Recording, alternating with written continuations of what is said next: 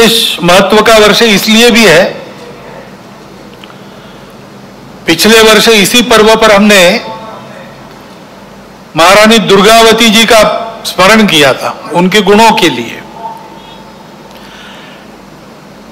ऐसा ही दूसरा एक सच्चरित्र पुण्यश्लोक अहिल्याबाई होळकर,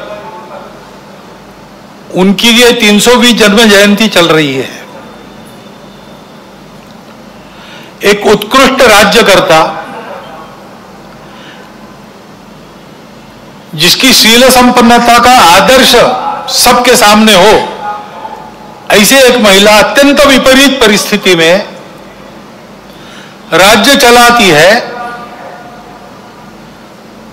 रणनीति के कौशल का परिचय देती है, अपने राज्यों को संभालती ही है, परंतु अखिल भारतीय दृष्टि होने के कारण सारे देश में धर्म संस्कृति का उत्थान हो, इस दृष्टि से जगह जगह मंदिर बनवाती है, घाट बनवाती है, धर्मशालाओं का पुनरुज्जीवन करती है। और इस प्रकार संस्कृति संरक्षण में, धर्म संरक्षण में स्वयं निष्पृह रह के अपने लिए कुछ न करते हुए और एक आदर्श उपस्थित करती है राज्यकर्ता का भी, और भारतीय नारी के कर्तृत्व का एक फिर प्रतीक ऐसा उनके जीवन के निमित्त हमारे सामने खड़ा होता है, उनका हम स्मरण करते हैं। ऐसे ही स्वामी महर्षि दयानंद सरस्वती का 200वां जन्म जयंती का वर्ष चल रहा है। हम जानते हैं कि लंबी गुलामी के बाद भारत का जो पुनरुत्थान शुरू हुआ, उस पुनरुत्थान के पीछे जो शक्तियां थी, उनमें से एक स्वामी दयानंद सरस्वती है। लोगों में सही धर्म क्या है, उसका सत्य प्रकाश उनके बुद्धि में जाए, अपने मूल को समझकर काल सुसंगत धर्म का आचरण वो करे और अपने लिए स्वतंत्रता प्राप्त कर ले, इसलिए जनों की जागृति का एक महाप्रयास उन्होंने किया। उसकी प्रेरणा में से आगे चल के भारत के जीवन के सभी क्षेत्रों में कई प्रकार के आंदोलन भी हुए। ऐसा एक पुण्य चरित्र, उनके भी स्मरण का आज वर्ष है। स्वतंत्र देश होना है, देश वैभव संपन्न होना है, तो प्रजा में चारित्र चाहिए। अभी अध्यक्ष महोदय जी ने जिस दैवी गुण संपद का उल्लेख किया, अभयम सत्व संशुद्धि, वही है व्यक्तिगत और सामाजिक चारित्र, राष्ट्रीय चारित्र, जिनके बलबूते देश बड़ा होता है। पाबना में, आज के बांग्लादेश में, उस समय के पूर्व बंगाल में जन्मे श्री श्री अनुकूल चंद्र ठाकुर होम्योपैथी के डॉक्टर थे, आध्यात्मिक साधक थे। उनके माता से ही उनको दीक्षा मिली थी, तो उनके व्यक्तित्व से आकर्षित होकर लोग उनको आकर मिलते थे, अपनी व्यक्तिगत कठिनाइयां बताते थे, उनके हाल पर उनसे चर्चा होती थी। इसी का आगे एक सत्संग आंदोलन बन गया और 1925 में उस आंदोलन का भी विधिवत पंजीयन हुआ। उस आंदोलन का मुख्यालय आजकल देवघर में है। उनकी भी शताब्दी इस वर्ष 2025 में चलेगी। और हम जानते हैं भगवान बिरसा मुंडा के जन्म के 150 वर्ष हो गए। विदेशी वर्चस्व के विरुद्ध, शोषण के विरुद्ध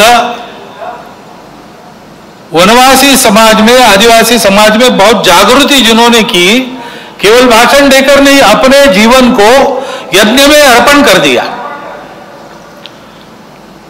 और ऐसा उपदेश दिया और ऐसा आचरण हमारे सामने रखा कि हमारे जनजातीय बंधुओं के अस्मिता को, अस्तित्व को स्वतंत्र भारत में सशक्त होकर अपने योगदान करने को एक पुष्ट वैचारिक और व्यावहारिक आधार उसके कारण प्राप्त हुआ। उनका भी 150वां जन्म जयंती का वर्ष चल रहा है। स्मरण करने का कारण ऐसा है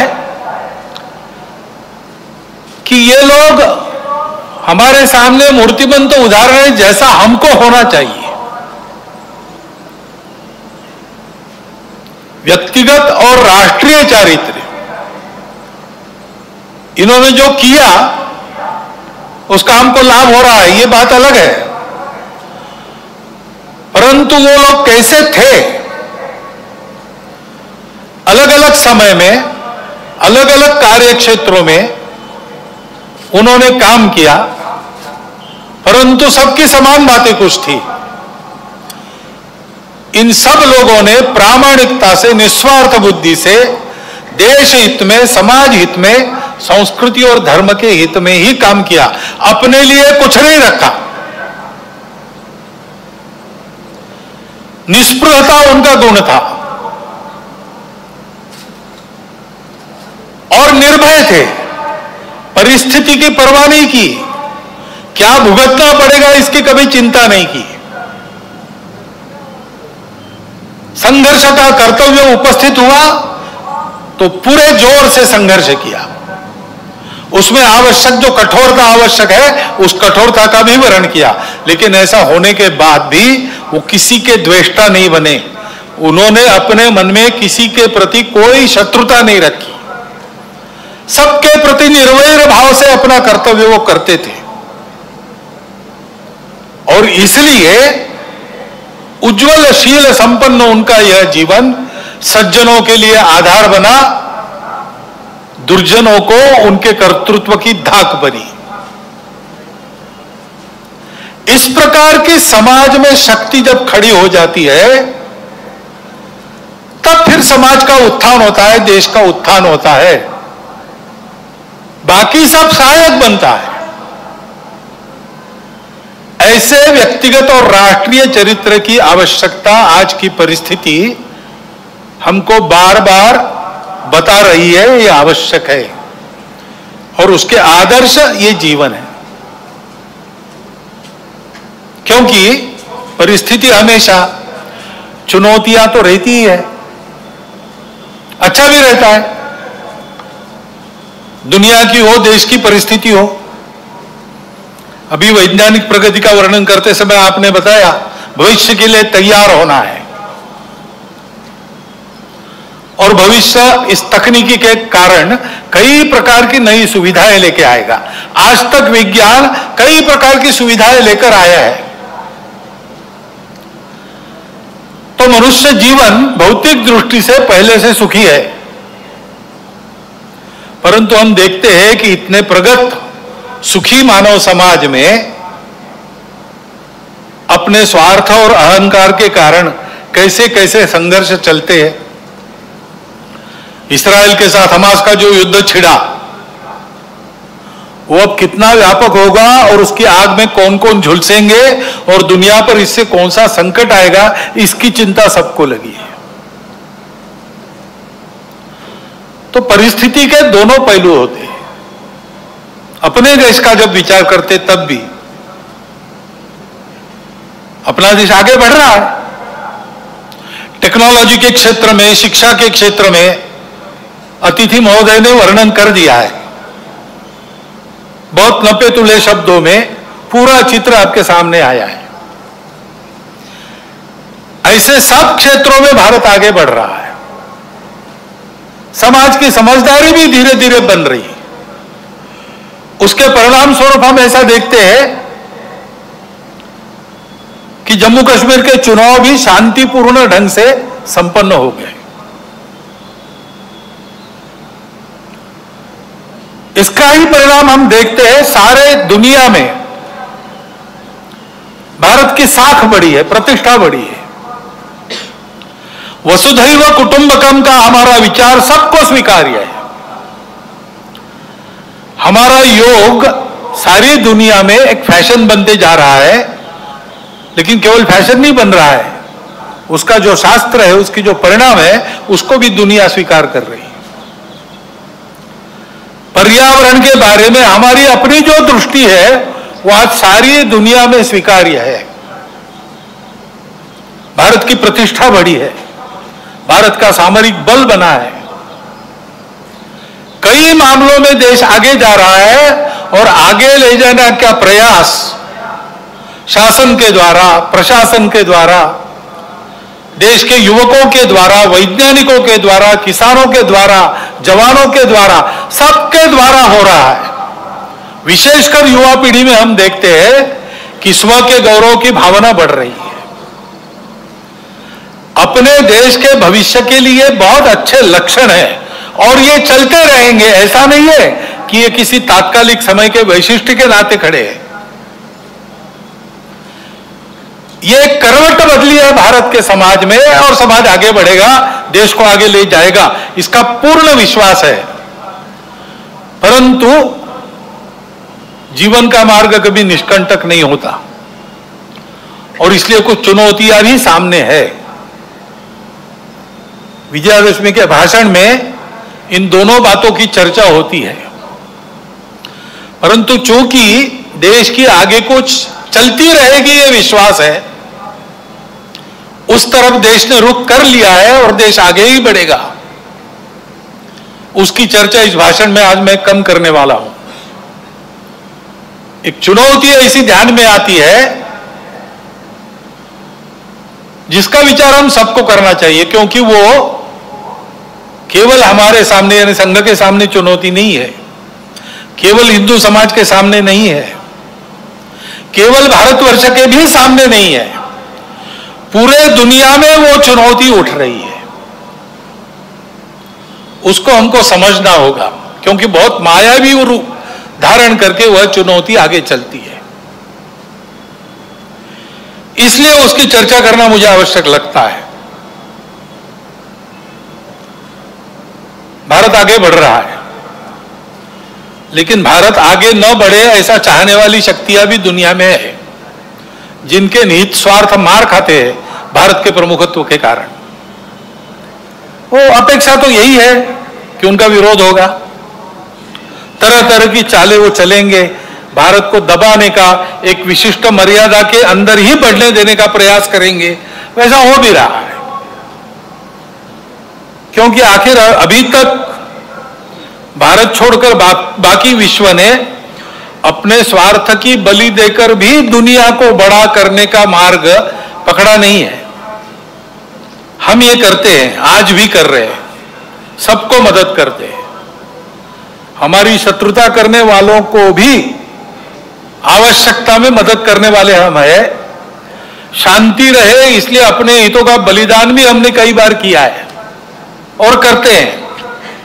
ऐसा स्वभाव दुनिया में नहीं है और इसलिए भारत आगे बढ़ रहा है या कोई भी देश आगे बढ़ रहा है, कल चल के हमारा स्पर्धक बनेगा ऐसा डर जिनको लगता है, वो उस देश में तरह तरह के उत्पाद करने में कम नहीं करते। भाषा तो विश्व बंधुत्व की होती है, परंतु वो वहां तक ही है। अपने निहित स्वार्थ ठीक रहने चाहिए, अपनी सुरक्षा को धक्का नहीं लगना चाहिए।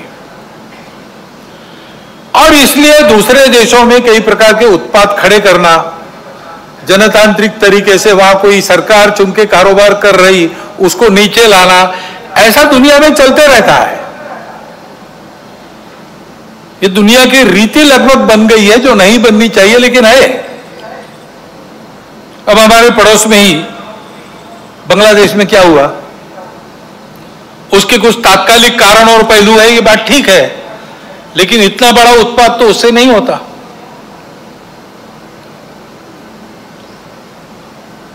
वो कारण उनकी चर्चा जिनका विषय है वो करें,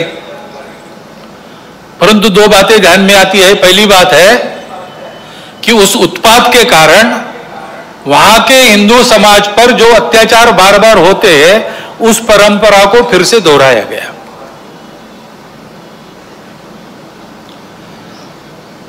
पहली बार वहां का हिंदू संगठित होकर अपने बचाव में रास्ते पर आया, इसलिए कुछ बचाव हो गया। परंतु कहीं कोई गड़बड़ हो, दुर्बलों पर अपना गुस्सा निकालने की ये जो कट्टरपन की प्रवृत्ति है, वो प्रवृत्ति जब तक वहां विद्यमान है तब तक वहां की हिंदू क्या वहां के सभी अल्पसंख्यक उनके सर पे खतरे की तलवार लटकी रहेंगी। उनको आवश्यकता है मदद की। विश्व भर के हिंदुओं की भारत के सरकार की सहायता उनको मिले, ये उनकी आवश्यकता है। परंतु इससे ये ध्यान में आता है और ये ध्यान में आना चाहिए, हिंदू समाज के भी ध्यान में आना चाहिए कि दुर्बल रहना अपराध है। हम अगर दुर्बल है, असंगठित है, तो उसका मतलब हम अत्याचार को निमंत्रण दे रहे हैं। निमित्त कुछ नहीं चाहिए, हम दुर्बल है, यह निमित्त पर्याप्त है। और इसलिए जहां कहीं भी हम हैं वहां संगठित रहना, सशक्त रहना, किसी से शत्रुता नहीं करना, हिंसक नहीं बनना, योगदान देने वाले बनना, परंतु इसका अर्थ दुर्बल रहना नहीं, अशक्त रहना नहीं। इसको हमको करना ही पड़ेगा।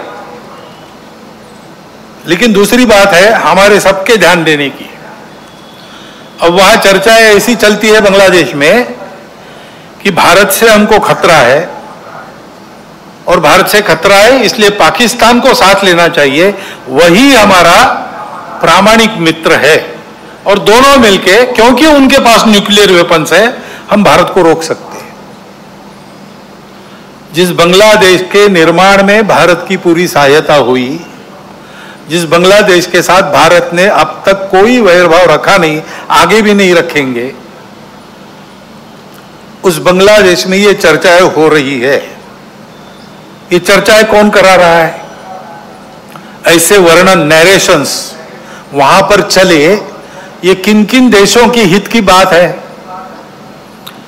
ये तो देखने वाले, सोचने वाले समझते हैं, नाम लेने की आवश्यकता नहीं।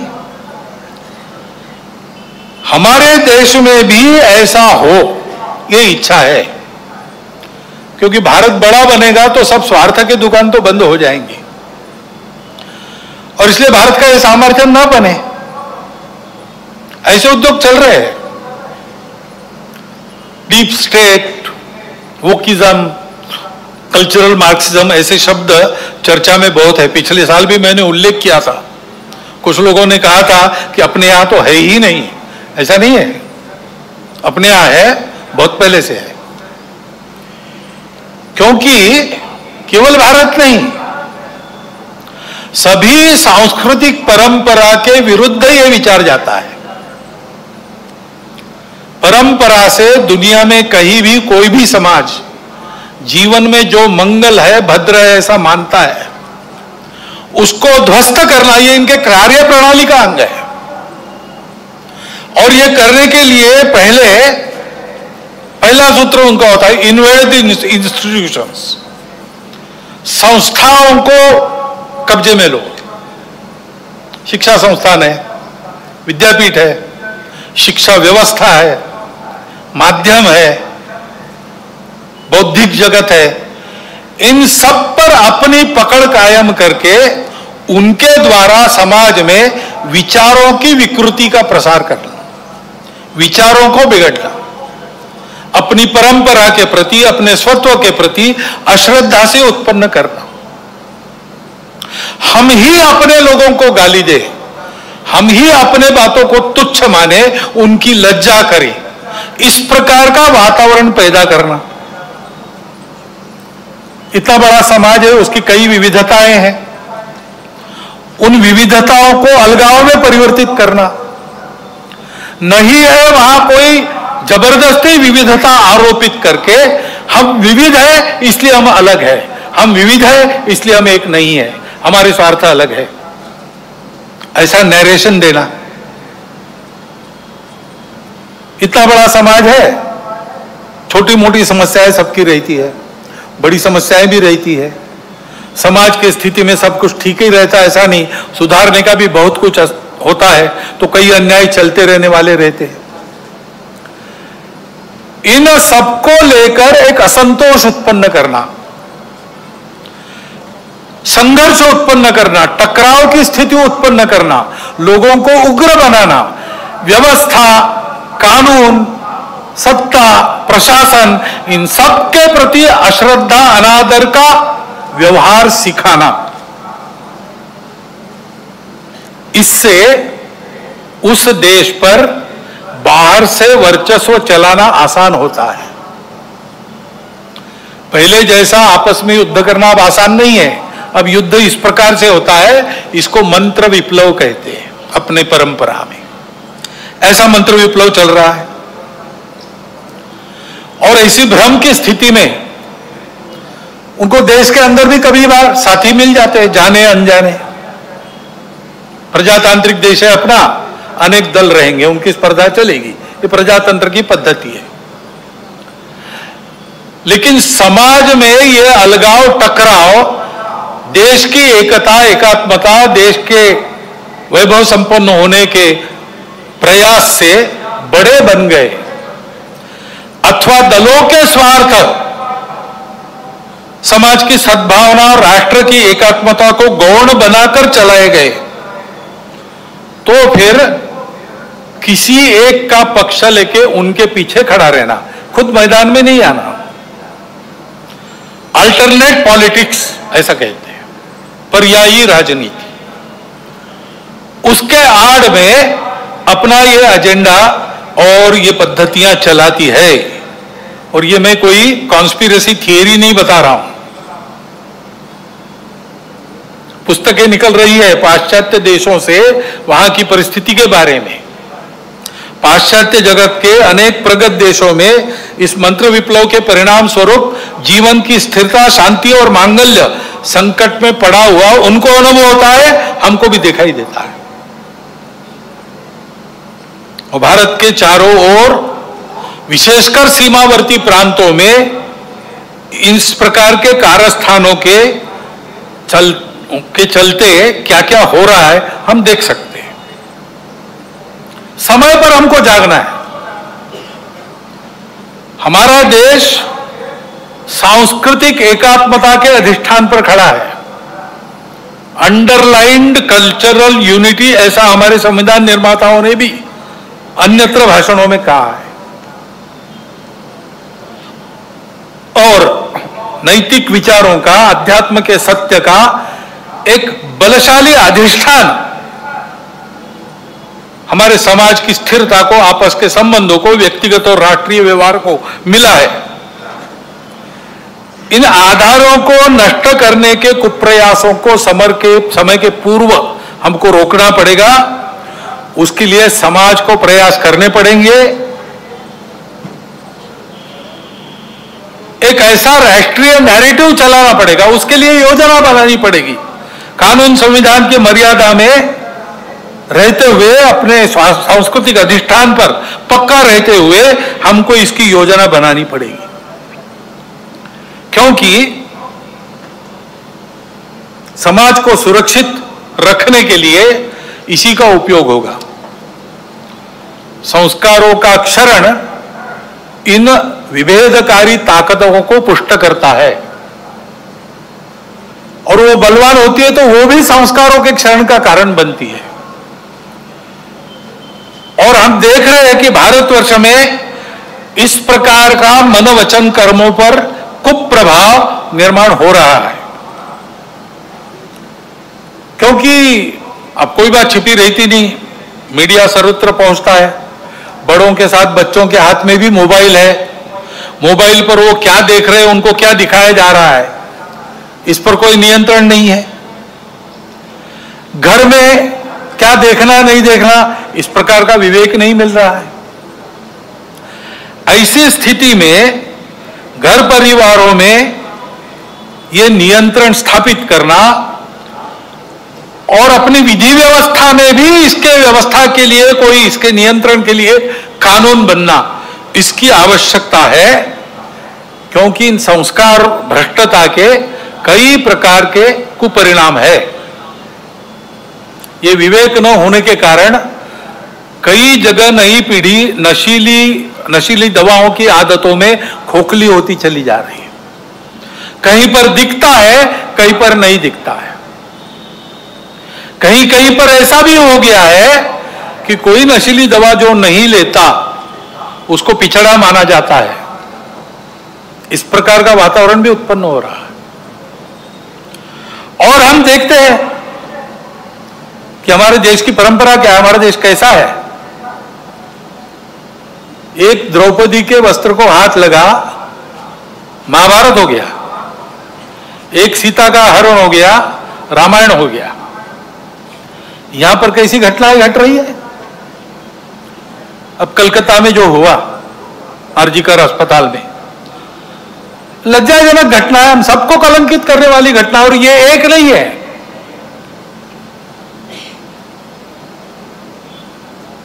घटनाएं होती है, उसका नियंत्रण वगैरह करना। जैसे वहां खड़े हो गए समाज के सब लोग डॉक्टर लोगों के साथ,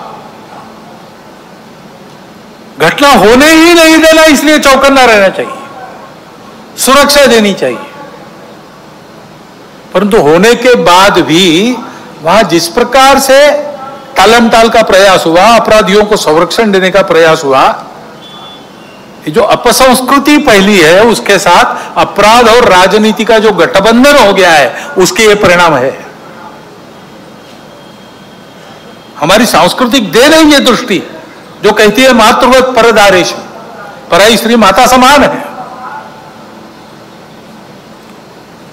जिनसे प्रबोधन प्राप्त होता है परिवार में, अपने परिवार के जनों से प्राप्त होता है, और माध्यमों के द्वारा जाने अनजाने समाज इनसे ग्रहण करता है।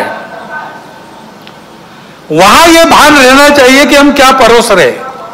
वहां अगर इसका भान नहीं रहा, इन मूल्यों का तिरस्कार हुआ, उपेक्षा हो गई, तो फिर वो महंगा पड़ेगा।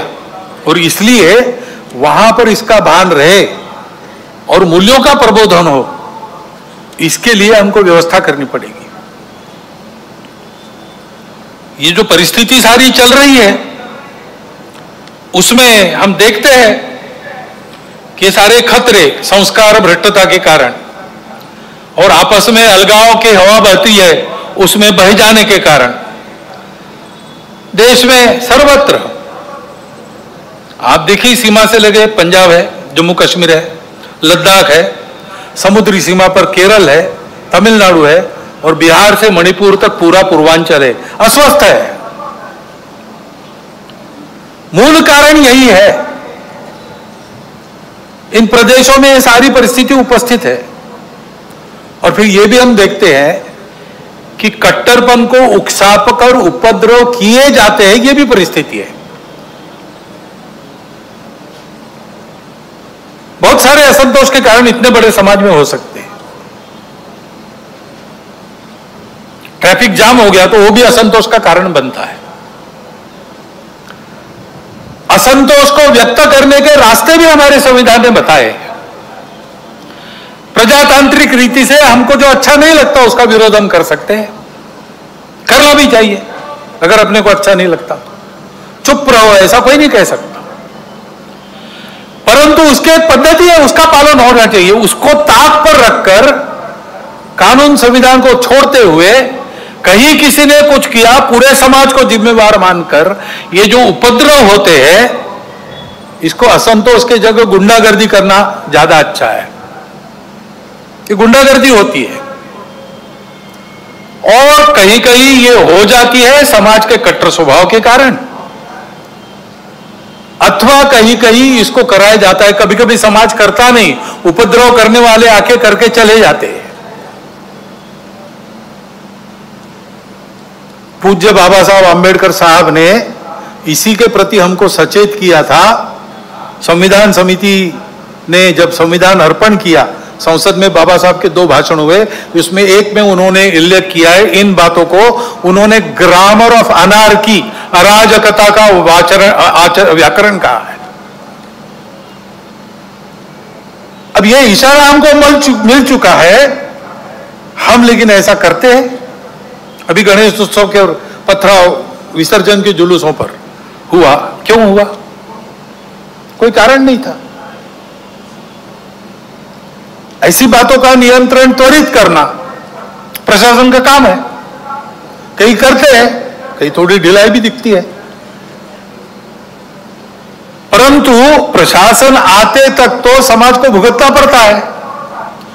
तो इसलिए समाज को तैयार रहना चाहिए, सावधान रहना चाहिए, तैयार रहना चाहिए। गुंडागर्दी नहीं चलने देनी है। गुंडागर्दी को किसी का सैंक्शन नहीं है, और गुंडागर्दी किसी की भी हो वो क्षम्य नहीं है। अपना और अपनों का प्राण और चीज वस्तु इसकी रक्षा करना ये अपना अधिकार है, मूलभूत अधिकार है। बातें प्रशासन को, पुलिस को करनी है, उनको ही करनी देनी चाहिए। उनके आते तक अपने प्राण को बचाना, अपनों के प्राणों को बचाना ये अपना अधिकार है। उसके लिए समाज को सजग रहना पड़ेगा। सजगता से होगा ही नहीं, हो गया तो सन्नद्ध भी रहना पड़ सकता है। भाई वर्णन सारा किसी को लड़ाने के लिए नहीं कर रहा हूं, डराने के लिए भी नहीं कर रहा हूं। ये परिस्थिति है, दूसरी भी है, अच्छी परिस्थिति भी है, अच्छी बातें भी हो रही। हमको इस परिस्थिति में से जाना है, और इसलिए क्योंकि हम सबकी इच्छा है अपना देश एकात्म हो, सारे झगड़े समाप्त हो, अपना देश बड़ा बने, सबकी इच्छा है, सबका कर्तव्य भी है। और इसलिए समाज की एक विशिष्ट प्रकार की स्थिति चाहिए, विशिष्ट दिशा में प्रयासों की आवश्यकता रहती है। समाज स्वयं जगता है, अपना पुरुषार्थ करता है, तब महापुरुष, संगठन, संस्थाएं, प्रशासन, शासन ये सब सहायकारी होते हैं। समाज की स्वस्थ स्थिति से सारे उपद्रव टल जाते हैं। जैसे इम्यूनिटी कम होने के बाद रोग आते हैं, स्वस्थ अवस्था शरीर की ढलती है, बीमारियां बाद में घेरती है, और बीमारियां भी स्वस्थता को नष्ट करती है। और इसलिए यह स्वस्थ अवस्था समाज की सशक्त अवस्था, यानी समाज की संगठित अवस्था है। समाज को सशक्त रहना चाहिए, संगठित रहना चाहिए, क्योंकि दुर्बलों की परवाह देव भी नहीं करते। अश्वम नैव गजम नैव व्याघ्रम नैव च बलि किसकी देनी यज्ञ में चर्चा हुई। कहते हैं क्या घोड़े की? नहीं, वो तो लात मारेगा। हाथी? नहीं, बहुत बड़ा है। शेर? नहीं बाबा, वो तो बिल्कुल नहीं। फिर किसको? तो बकरे को काटो, कुछ नहीं कर सकता। देवो दुर्बल घातका। और इसलिए इस स्वस्थता को, संगठित को उत्पन्न करने के लिए संपूर्ण समाज में कुछ विषय हम शताब्दी वर्ष के पश्चात ले जाएंगे। अभी 1.25 साल शुरू हुआ है, वो पूरा हुआ 1925 में। उसके बाद साल भर शताब्दी वर्ष का कुछ चलेगा। उसके बाद समाज में हम विषय लेने जाने वाले हैं। समाज के स्वस्थ स्थिति की पहली शर्त है सामाजिक समरसता और सद्भावना। इसके बिना संगठन संभव नहीं। और इसलिए इन बातों को ले जाना है। लेकिन ये बात ले जानी है, कार्यक्रम ले जाने से नहीं होता। कुछ प्रतीकात्मक कार्यक्रम कर लिए तो समरसता सद्भावना नहीं आती है। व्यक्तिगत स्तर पर, पारिवारिक स्तर पर काम करना पड़ता है। समाज के सभी वर्गों में व्यक्तियों की और कुटुंबों की मित्रता होनी चाहिए। मैं जितने दायरे में घूमता हूं, फिर काम करता हूं, वहां के सब प्रकार के रहने वालों में मेरे मित्र होने चाहिए। मेरे परिवार के मित्र कुटुंब वहां सब प्रकार के रहने वालों में होने चाहिए। भाषा विविध है, पंथ संप्रदाय विविध है, खान पान रीति रिवाज सब अलग अलग होने के बाद भी ये कुटुंबों की और व्यक्तियों की मित्रता, यही समाज में समरसता लाती है। प्रबोधन करने के लिए बाकी सब काम आता है, आचरण करने के लिए ये प्रत्यक्ष मित्रता चाहिए। और जहां जहां लोगों को समझाना संभव है, अपनी इतनी साख है, वहां समझा के पर्व त्योहार सबके होने चाहिए। ये विषमता इतनी विचित्र हो गई कि हमने अपने संतों को, देवों को, सबको बांट लिया। वाल्मीकि जयंती वाल्मीकि बस्ती में ही क्यों हो? वाल्मीकि ने रामायण तो पूरे हिंदू समाज के लिए लिखा। तो भगवान वाल्मीकि की जयंती सब मिलकर मनाए, भगवान रविदास की जयंती सब मिलकर मनाए। सारे पर्व त्योहार मिलकर पूरा हिंदू समाज करे, सहभागी हो, बाहर से सहभागी हो, अंदर जाकर सहभागी हो। ये सहभागिता चाहिए। और समाज के श्रद्धा के या उपयोग के जो केंद्र होते हैं मंदिर है, पानी है, स्मशान है, वो सबके लिए खुले चाहिए, ऐसा वातावरण चाहिए। ये हमको करना पड़ेगा। इसको लेकर हम समाज में जाएंगे। अपने समाज में अनेक जाति वर्ग है, उनका अपना अपना नेतृत्व है। उस नेतृत्व के हाथ में संस्थाएं हैं, उन संस्थाओं के द्वारा उन जाति वर्गों का संचालन होता है, अच्छी तरह होता है। ये सब जाति वर्गों के जो मुखिया लोग हैं, वो अगर नीचे खंड स्तर तक, ब्लॉक स्तर पर एकत्रित आए और आपस में बताए कि अपने जाति के उत्थान के लिए उनको समय के हिसाब से ठीक प्रकार का प्रबोधन, क्या क्या खतरे हैं समाज जीवन में, उससे अपने आप को कैसे बचाना, इसके बारे में जानकारी, देश दुनिया में क्या चल रहा है इसकी जानकारी, ये हम अपने समाज में कैसे देते हैं, उनका जीवन अधिक उन्नत हो, अधिक संस्कार वाला हो, भौतिक दृष्टि से सुखी हो, क्या क्या कर रहे हैं आपस में शेयर करना, बताना। कल्पनाएं मिलती है अन्य लोगों को प्रयास करने के लिए। लेकिन इनके साथ और दो विषयों की चर्चा करना। अपने अपने जाति वर्ग के लिए हम ये सब कर रहे हैं, बहुत अच्छी बात है, परंतु हम सब मिलकर अपने उस खंड में समाज की कौन सी एक समस्या है जो हम उठाकर अपने बलबूते उसको ठीक कर सकते हैं। पूरे समाज की कोई समस्या, हर 2 महीने बैठते तो 2 महीने में एक कोई समस्या उठाकर उसको ठीक करना, सबने मिलकर तय करना, इसको हम हाथ लगाएंगे, इसको हम ठीक करेंगे। और दूसरा यह तय करना कि हम सब जाति वर्ग यहां रहते हैं, हम मिल रहे हैं, वो हम में जो दुर्बल जाति है उसके लिए हम सब मिलकर क्या कर सकते हैं। ऐसी एक बैठक में मैं था, वह वाल्मीकि बंधु थे, उन्होंने खड़े होकर बताई अपनी समस्या। हमारे बच्चों के लिए विद्यालय नहीं है, सरकारी विद्यालय चलता नहीं है, प्राइवेट विद्यालय हमको पुराता नहीं है, बच्चे कहां पढ़े। तो वहां राजपूत समाज के लोग बैठे थे, खड़े हो गए, उन्होंने कहा आपकी बस्ती तो हमारी बस्ती को लगकर है। उनका है तो ले हमारा स्कूल है, 20% लोगों को हम लेंगे, बिना फीस के पढ़ाएंगे, और वो काम शुरू हो गया। समाज में विभिन्न जाति वर्गों के लोग बैठकर नियमित इन 3 विषयों का विचार अगर करते हैं तो समाज में सद्भावना नहीं रहेगी तो क्या रहेगा, और कौन उस सद्भावना को तोड़ सकेगा। क्योंकि सब जानते हैं कि हम अपना भी विचार करते हैं, सबका भी विचार करते हैं, हम सब एक दूसरे से लगे हैं, हमारे संबंध है। ये करना पड़ेगा, इस बात को लेकर हम जाएंगे। और हम आए इसकी राह देखने की आवश्यकता नहीं, जहां हो सकता है वहां शुरू होना चाहिए। दूसरा विषय सामने आता है, जागतिक समस्या है पर्यावरण की। सारी दुनिया त्रस्त है, एक बड़ा प्रश्न चिन्ह चिंतकों के सामने है, सृष्टि रहेगी कि नहीं रहेगी। और अपने देश में भी उसका अनुभव हो रहा है। हम देखते हैं हमारे यहां पर तरह तरह के उत्पाद हो गए, ऋतु विचित्र बन गई, कभी भी आती है, और जब आती है तब फूट पड़ती है। वर्षा नहीं होगी तो मुंह तक में छाले पड़ जाएंगे, इतनी गर्मी, और होगी तब छालों सहित सबको बहा ले जाएंगे। ये विचित्र तीव्रता ऋतुओं की उत्पत्ति हो गई है। ये सब होता है, इसका कारण क्या है? इसका कारण पर्यावरण के बारे में एक अधूरी दृष्टि पर चलना है।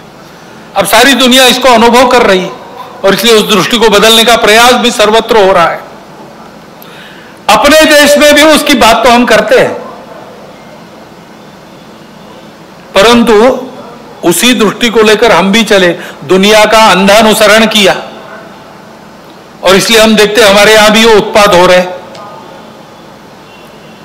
हमारी जमीन विकृत हो गई, हमारा पानी अशुद्ध हो गया, हमारी वनस्पतियों में केमिकल्स आ गए, उसके कारण बीमारियां बढ़ रही है, ऋतु ऐसे बन गए हैं, जंगल कट गए, हरियाली नष्ट हो गई, नदियां सूख गई, अन्न जल वायु धरती सब विषाक्त हो गए, पर्वत ढहते हैं, भूमि फटती है। पिछले 2 वर्षों के समाचार देखिए। तो इस विचार को बदल के हमको अपने विकास पथ को सही, जो अपना परंपरागत पूर्ण विचार है, जो पर्यावरण के प्रति कृतज्ञता रखता है, मित्रता रखता है, उसके आधार पर कई प्रकार की अपनी पद्धतियां और पर्यावरण को पुष्ट करने वाली पद्धतियां है मनुष्य जीवन को सुखी ढंग से चलाते हुए। जैसे जैविक कृषि है, 10,000 साल की खेती है हमारे देश में, जमीन अभी भी दे रही, उर्वर है।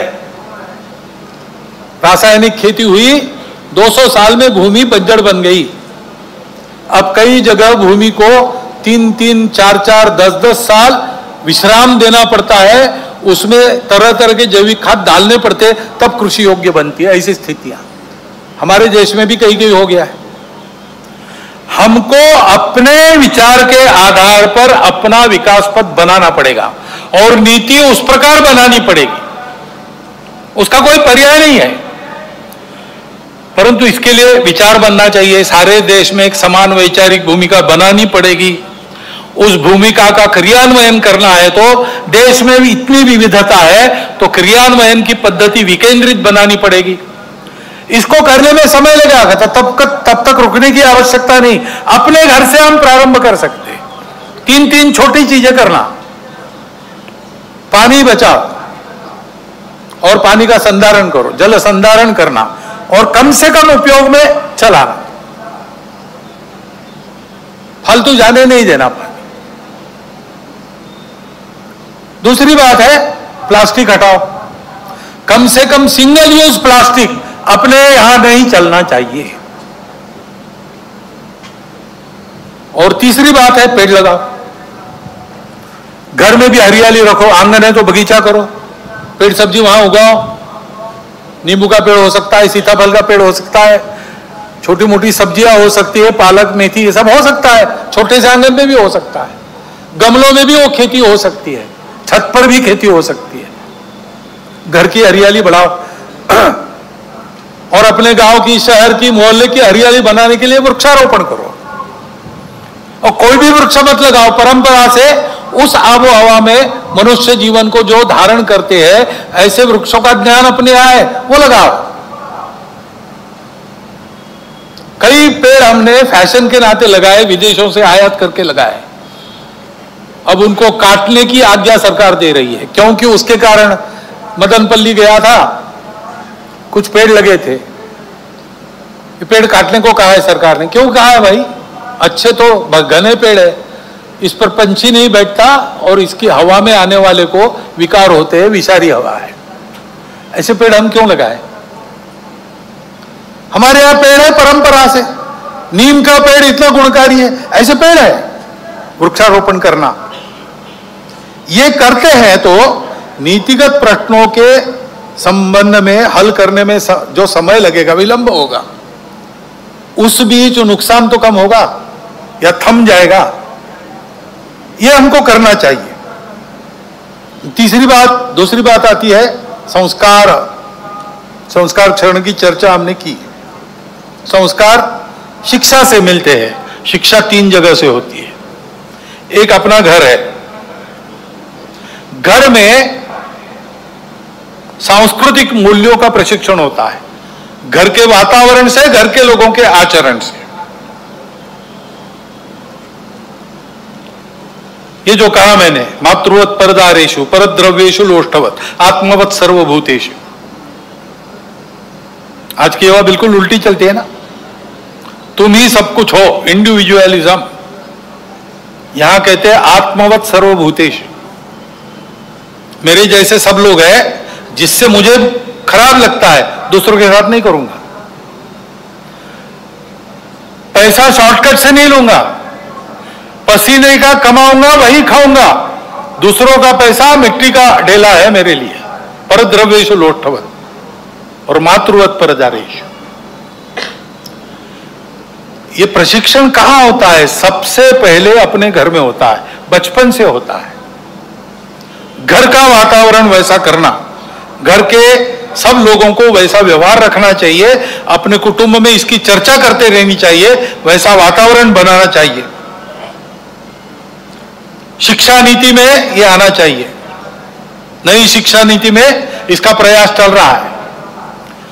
परंतु वो जो कॉलेज स्कूल में शिक्षा मिलती है यानी प्रबोधन होता है, भाषण होता है, पढ़ना होता है, सुनना होता है, केवल उससे नहीं होता, देखना भी होता है।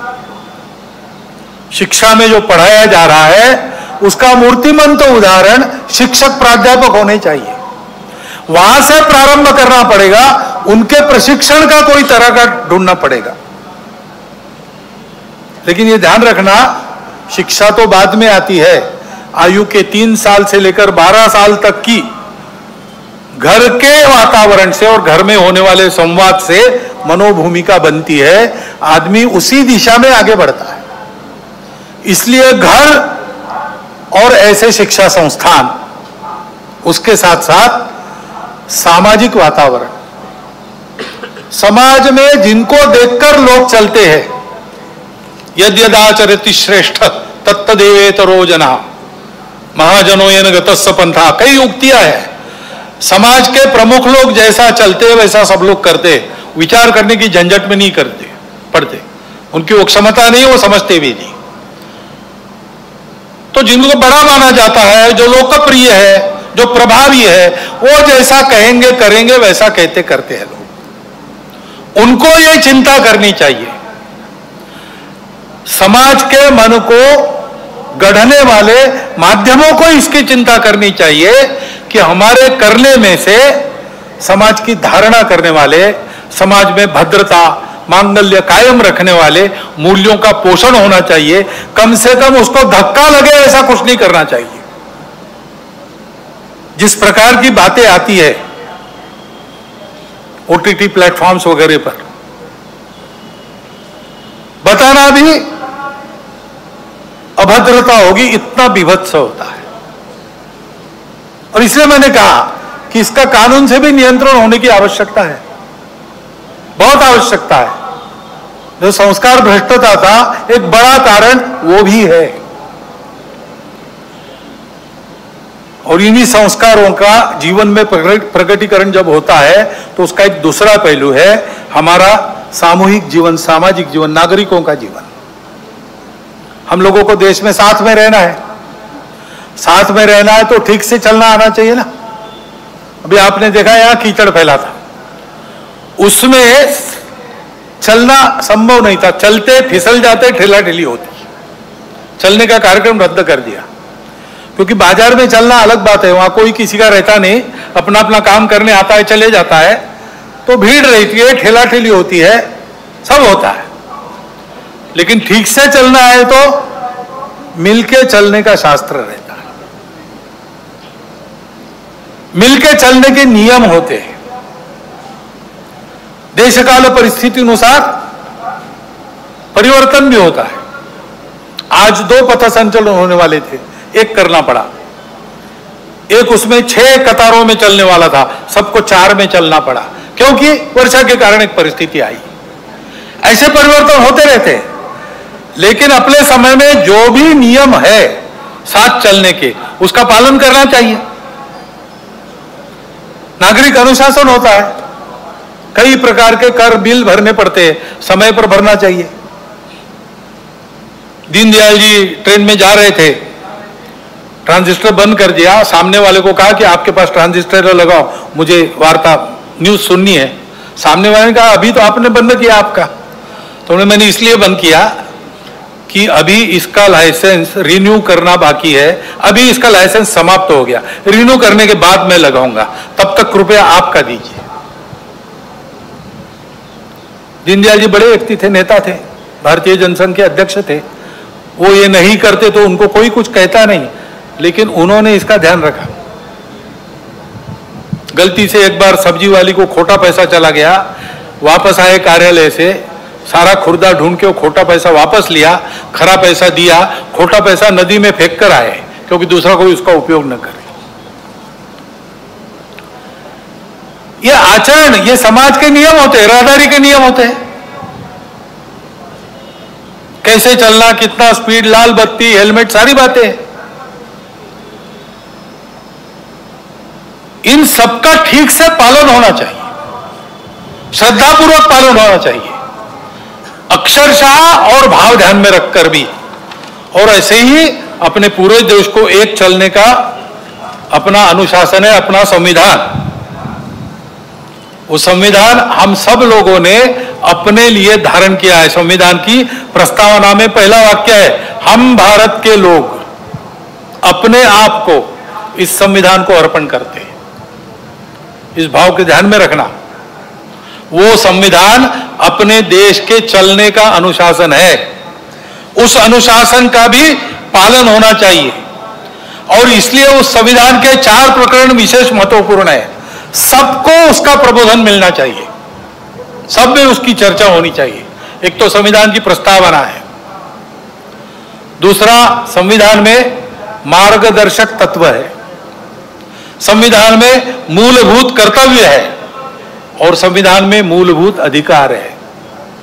सामान्य लोगों को भी इसकी जानकारी मिलनी चाहिए, उसके प्रबोधन की व्यवस्था होनी चाहिए।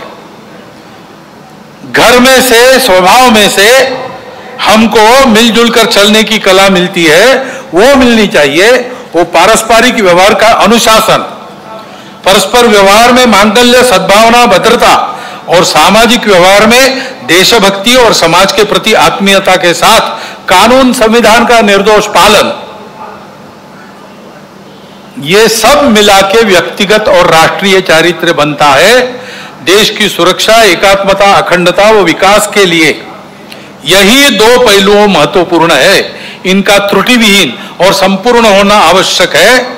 इसलिए सजगता और सातत्य के साथ इसकी आदत लगानी चाहिए। आदत की बात है, समझते सब है, करने की आदत जो पड़ी है उसको बदलने की बात है। इसलिए हमेशा सतर्क रखते एक एक कदम पर, इसमें इस चौखट में मैं ठीक चल रहा हूं कि नहीं, ये देखना चाहिए।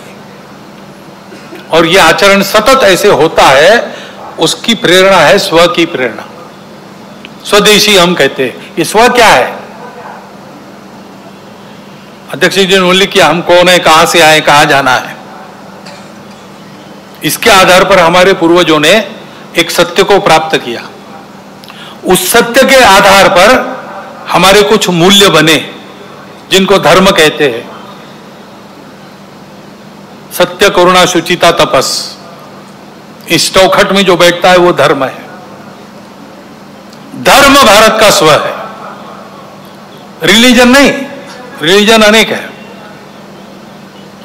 सब रिलीजन के पीछे जो रिलीजन है, उसके पीछे जो आध्यात्मिकता है, religion on the top of religion ऐसा कहते हैं, वो धर्म, वो भारत का प्राण है, वो हमारी प्रेरणा है।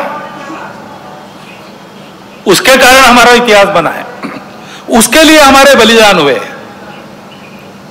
देखिए अपना पूरा इतिहास, आपको पता चलेगा कि भारतवर्ष में जो कर्तृत्व हुआ है वो धर्म के कारण हुआ है। भारतवर्ष में जो संघर्ष हुआ है वो भी धर्म के लिए हुआ है। उसको ध्यान में रखना, उसकी पहचान, स्पष्ट स्वरूप ध्यान में आना चाहिए। हम कौन है, उसके नाते हम कहे जाते हम सब हिंदू है, क्योंकि उस धर्म को जो शाश्वत है, सनातन है, सृष्टि के साथ अस्तित्व में आया है, सबको है, सबका है। हमने खोजा नहीं है, हमने दिया नहीं किसी को, हमने पहचाना केवल। इसलिए उसको हिंदू धर्म कहते हैं, जो वास्तव में मानव धर्म, विश्व धर्म है। वो हमारा स्वत्व है। उस स्वत्व के आधार पर चलना, छोटे छोटे व्यवहार भी उसके आधार पर करते हैं। उसके गौरव के कारण स्वाभिमान उत्पन्न होता है और स्वाभिमान हमको बल देता है आगे बढ़ने का। और इसलिए स्व के आधार पर छोटे व्यवहार भी करना, जो हम अपने घर में बना सकते हैं, बाजार से नहीं लाना। बाजार से लाना है तो इसलिए लाना कि किसी का रोजगार उस पर चलता है। जो अपने देश में बन सकता है, बाहर से नहीं लाना। देश में नहीं बनता, उसके बिना काम चल सकता है, चलाना। बाहर से लाना ही है, जीवन आवश्यक है, देश में नहीं बनता तो ठीक है, फिर लाइए। देश का जो व्यापार चले, अंतर्राष्ट्रीय व्यापार में तो माल देना भी पड़ता है, माल लेना भी पड़ता है, वहां तो चलेगा। लेकिन वहां अपनी आवश्यकता के अनुसार अपनी शर्तों पर हम खरीदेंगे। सौदा पटेगा तब लेंगे, दबाव में नहीं करेंगे। अपने घर के अंदर अपनी भाषा बोलेंगे। घर के अंदर भाषा, भूषा, भजन, भोजन अपना होना चाहिए। भ्रमण करने के लिए जाते, सारी दुनिया में जाइए, कोई बात नहीं, अपने देश के भी स्थान देखिए, प्रेरक स्थान है और अपने देशवासियों की स्थिति बताने वाले स्थान है। जाइए वनों में, अपने वनवासी बंधु कैसे रहते हैं, झुग्गी झोपड़ियों में जाइए, वहां कैसे जिया जाता है। प्रेरक स्थानों पर जाइए, किले देखिए, चित्तौड़ का गढ़ देखिए, रायगढ़ देखिए, ये भी जाने के स्थान है। भ्रमण वैसा होना चाहिए और अपना भवन भी वैसा होना चाहिए। ये स्वदेशी का व्यवहार है, उसको आग्रहपूर्वक करना। ये 5 बातें लेके स्वयंसेवक समाज में जाने का विचार कर रहे हैं। समरसता, सद्भावना, पर्यावरण, कुटुंब प्रबोधन, स्वदेशी और नागरिक अनुशासन। और एक बात है जिसको हम सब ने ध्यान में रखने की आवश्यकता है, मन वचन कर्म का विवेक चाहिए। राष्ट्रीय चारित्र का वो एक महत्वपूर्ण पहलू है। अपना देश विविध प्रकार का है और विविध स्थितियों में लोग हैं, इसलिए कोई एक बात देश में होती है वो सबके लिए अच्छी लगेगी इसकी गारंटी नहीं है। कोई कानून बनता है वो सबको जचेगा, नहीं बता सकते, सबको खुश नहीं कर सकता कानून। तो हमेशा कुछ न कुछ तकरार रहेगी, शिकायत रहेगी। विविधताएं हैं, ये विविधताएं अलगाव नहीं है, विशिष्टता है। सृष्टि विविध है, सृष्टि की विशिष्टता है, हमारे देश में भी है। ऐसी बातों को लेकर आपस में लड़ पड़ना ठीक नहीं है। हम संवेदनशील रहते हैं इन सब बातों के प्रति, ठीक भी है, लेकिन उस संवेदनशीलता को प्रकट करने का मार्ग संयम का होता है, असंयम का नहीं होता।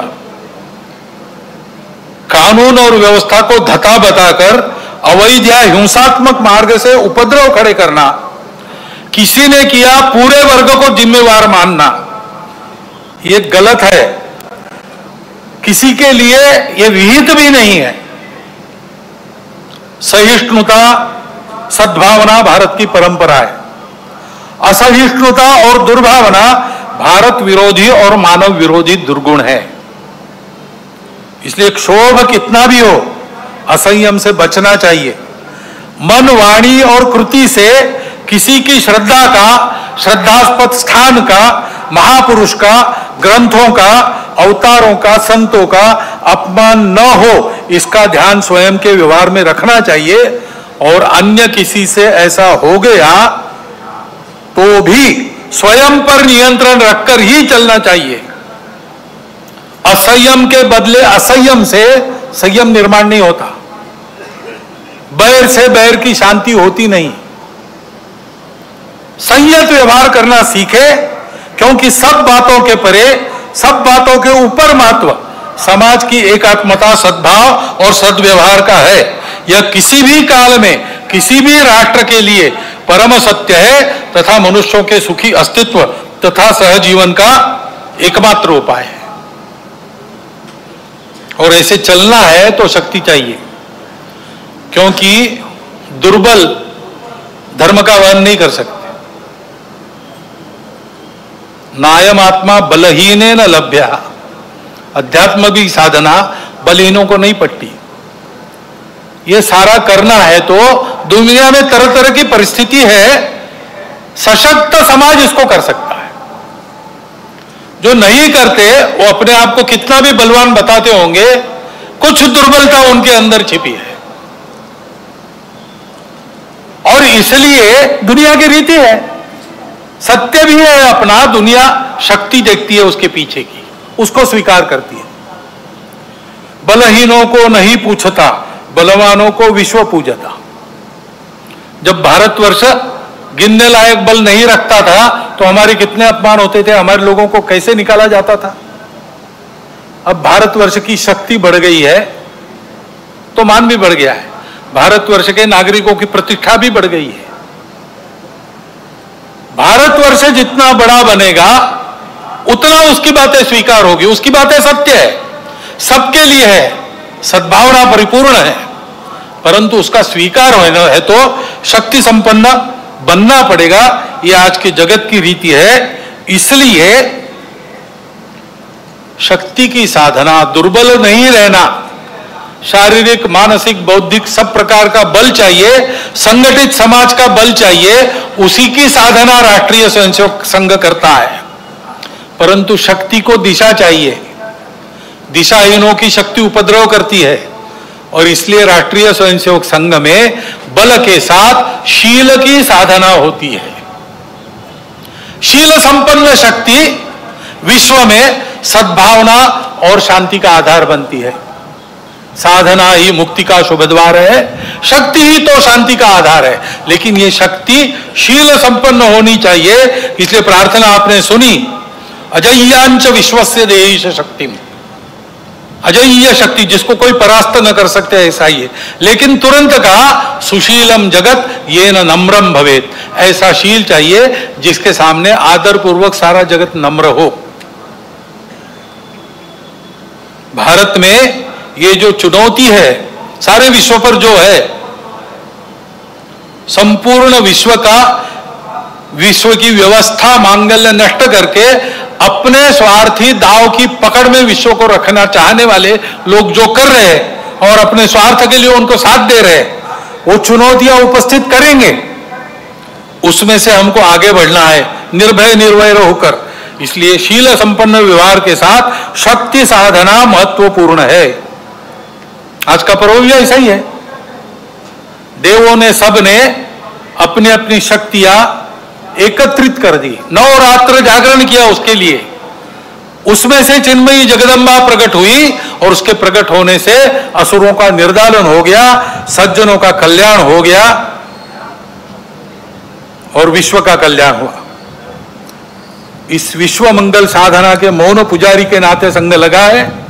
सबको यही साधना अपने परम पवित्र मातृभूमि को परम वैभव संपन्न बनाने की शक्ति व सफलता प्रदान करेगी। और इस साधना को देखकर दुनिया के बाकी देश भी इसी प्रकार की साधना उनके संदर्भ में उनके देश में करेंगे और सब ऐसे हो जाएंगे। विश्व के जीवन में अपने देश को सामर्थ्य संपन्न वैभव संपन्न बनाकर सब देश विश्व में योगदान करेंगे। यह स्थिति इसी रास्ते से आएगी। ऐसी यह साधना है, सुख शांति सद्भावना युक्त विश्व को बनाने की साधना करने वाला, भारत बनाने की यह साधना है। इस साधना में आप सबको मैं निमंत्रित करता हूं और इन पंक्तियों के साथ अपने वाणी को विराम देता हूं। हिंदू भूमि का कण कण होकर शक्ति का अवतार उठे, जल थल से अंबर से फिर अब हिंदू की जय जयकार उठे, जगत जननी का जय।